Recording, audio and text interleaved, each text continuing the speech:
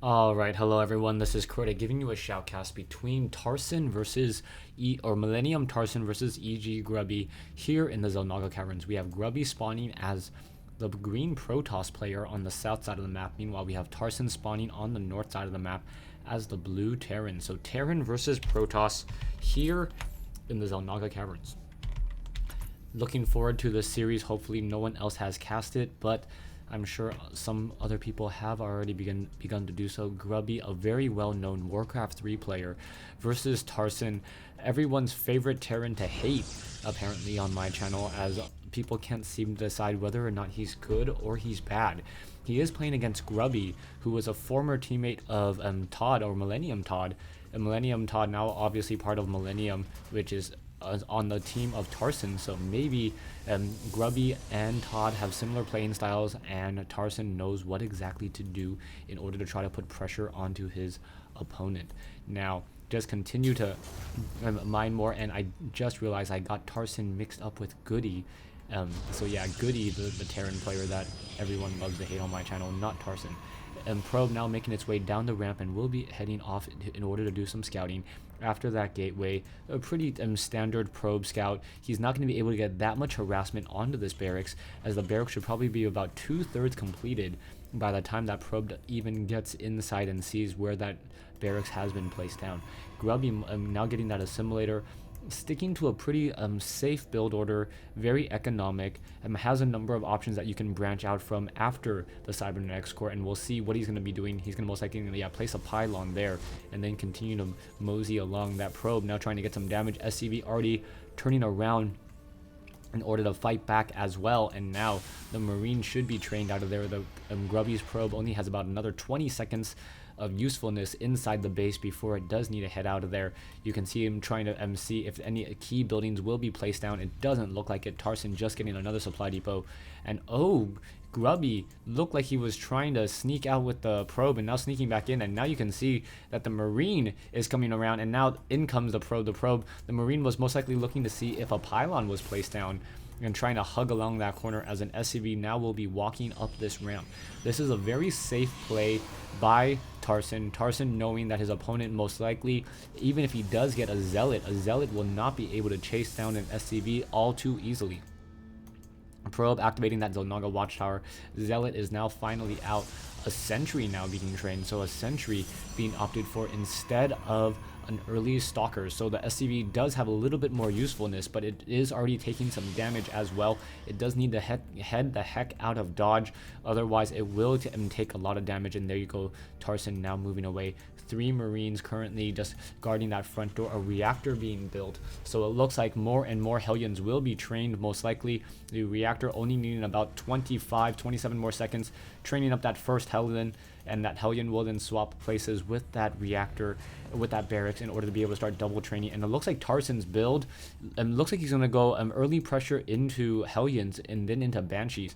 A very strong build now, and just because double Hellions are easily trainable. Oh, not even going for double Hellions, now double training Marines, and now also moving out with Hellions. So going for a tech lab now. So it is going to be a swap with the factory.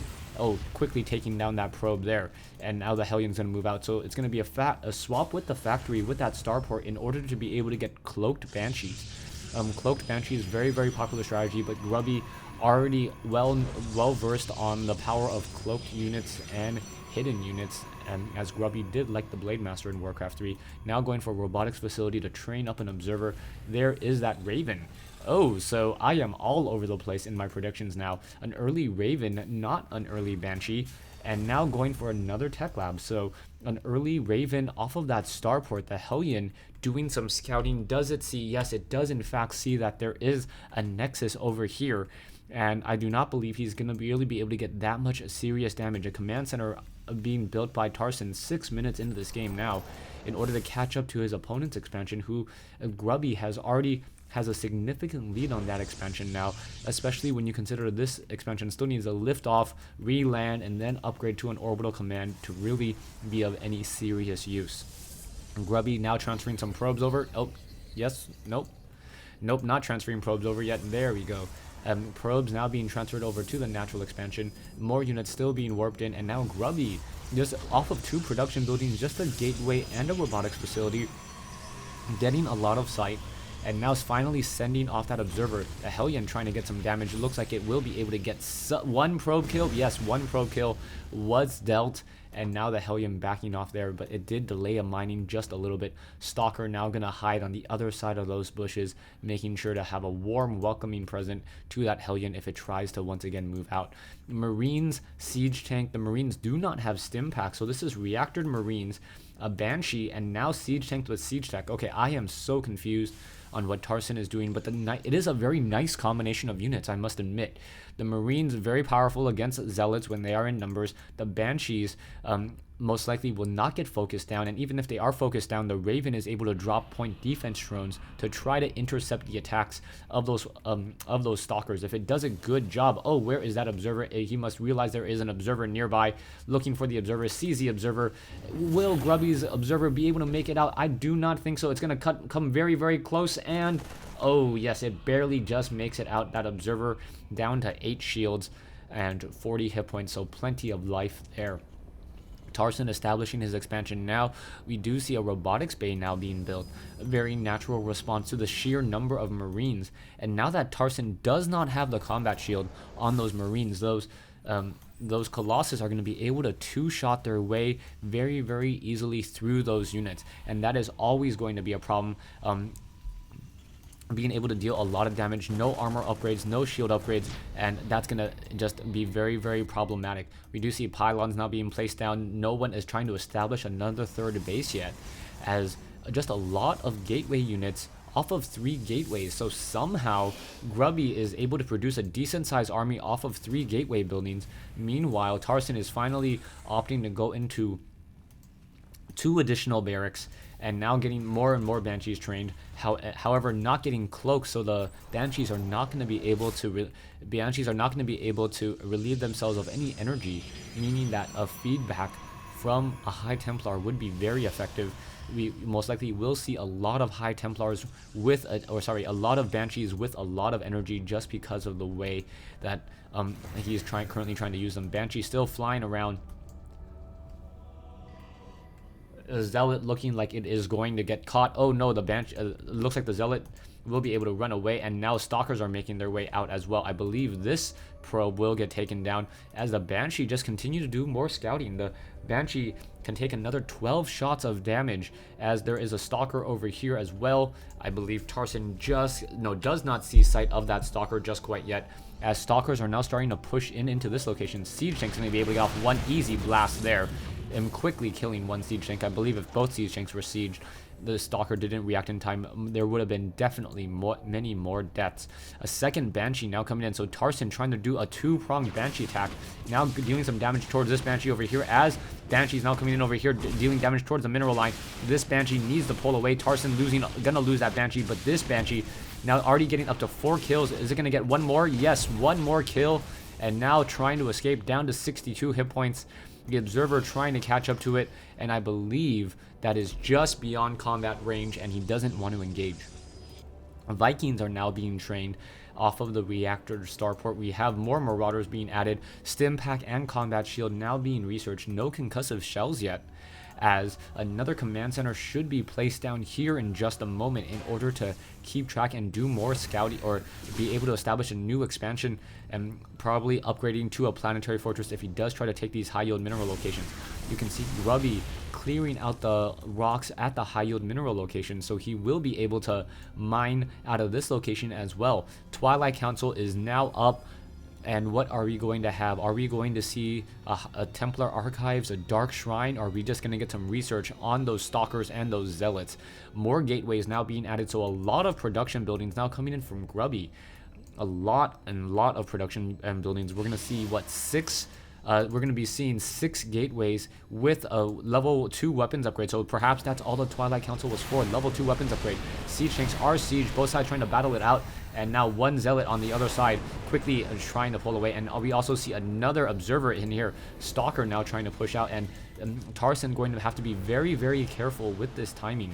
And how he sieges and unsieges his Siege Tanks. If he is not careful, he's going to lose some Vikings there. 2 Vikings already down, and Tarson cannot be losing units like that. Losing a unit just because his siege tanks were, or the Vikings tried to push out a little bit farther than his siege tanks. That is, oh, now accidentally shooting his own Raven there. That is a definite misclick. Unless the Viking doesn't like the Raven pilot. I'm not quite sure why that would ever be the case. Siege tanks now moving out. Once again, they are going to start sieging up. There are double medevacs as well. But after losing 3 Vikings, this is going to be a very difficult push out, as there are 4 Colossus. So 4 Colossus trying to battle it out. The siege tanks are going to start blasting away. The Colossus are very beefy with, 350 hit points essentially between shields and the actual hit points on the units. The Colossus now simply gonna bypass this army and perhaps try to flank in from the side. You do see that there is a Raven in the air. The Raven does have a lot of energy. Point defense drones, oh, not even dropped, and that is a problem. Force fields now in play. The Marauders and the Marines desperately trying to pull back. The Viking not having its day cut out for him, as many of those stalkers are now just continuing to blast away. But I believe there is enough siege tanks to perhaps shut down the rest of those stalkers there. And now it's going to be a battle of infantry versus a battle of marauders. But a lot of those colossi are very low on hit points, and a Viking now joining in on the fight. Siege tank over here going to get cleaned up by a couple zealots as the marauders continue to try and engage. This Colossus, now down to 64 hit points, will be able to escape as zealots are now there. More Vikings are being added production-wise. Charge and Colossus still being trained up. This command center will be completed in just a moment, as we are now looking for reinforcements who can rebuild their army more quickly. And right now it looks like Tarson is in a little bit of a lead, as the Marauders desperately trying to run away. There's an observer and a couple zealots. One gung-ho Marine running straight into extended thermal lance lasers. 2 gung-ho Marines, they must be identical twins. As those Marauders continue to battle it out, Vikings now quickly shutting down one of those Colossus, and the Marauders continue to battle it out. Those Vikings have nothing to shoot down. They should not be engaging. Perhaps try to go into ground mode, as the siege tanks now clear out the destructible rocks at the high yield mineral location. SCVs already being transferred over. We already see a command center going to be positioning itself over here. 1 return trip of the Walk of Shame, as this nexus will be completed in just a mere moment. That 1 Raven, if it had dropped down those 2 point defense drone, would have been a completely different game for Tarson. Tarson would have absorbed anywhere from 280 to even more than 280, 560 points of damage he would have been able to absorb, and that would have meant that Marauders and Marines would have still stayed alive. Those Vikings now just in the air trying to protect from any Colossus. There is only 1 Colossus left, so if Grubby, if he doesn't get that many Colossus, that Viking-centric army, we have what, six Vikings, it may be able to deal enough damage, but there are not enough zealots with charge yet. Vikings are now going to be able to simply snipe down this 1 Colossus, as the Marauders and Marines are trying to get closer. The Vikings getting very close, but zealots cannot offer any support whatsoever to that Colossus, and the Colossus is once again pulling away. 1-0 upgrades on the Marauders, 2-0 upgrades on the ground army, as a nexus being built over here. This is more of a desperation move by Grubby, hoping that this expansion is not going to be scouted out. The Zealot now pulling away here, as we still have 1 Marine on the low ground, and the Zealot, as it walks up into that high ground, I believe, yes, the Marauders and the Marines are going to quickly take down that Zealot and then try to push in over here, but he has to be careful, as there is the main army attacking over here. There is a planetary fortress, and both sides are battling it out. The Stalkers need to get some damage. The Vikings now perhaps trying to come in, trying to shoot down those Colossus, as the Marauders are both sides continue to engage. Probes are being transferred to the 3 o'clock expansion location, but I think Grubby is going to lose a lot more than he bargained for in this engagement. And now, just because Tarson has been able to mine off of this particular mineral patch for just 2 minutes longer, that may be enough. A standing army, 3,200 versus 1,775, gas-wise, also twice as large. And now that the Marauders and the Marines are coming up into this location, do they see the expansion? They do now. Gonna come in here, shut down this expansion, and Grubby, with only running off of 1 base, I believe, will have to GG unless he does a miracle factor move. This Nexus quickly taken down, and now the economy of Grubby hurting even more badly. Down to 8 mineral patches. Many of them are getting very, very low. The Stalkers are nearby activating this Xel'Naga Watchtower, and we may get a flank here. Colossus trying to engage. Marauder's now coming in over here, and it's going to be a little bit of a no, Tarson's units just simply too much, able to macro. The Vikings perhaps should land, and there's the GG. So Grubby losing this game here in the Xel'Naga Caverns, game 1 in a series. I will be casting the other games later, not today, or they will not go up today, as I should be resting my voice. Thanks for watching, thanks for listening. Hope you guys enjoyed this 1v1 replay between Tarson and Grubby.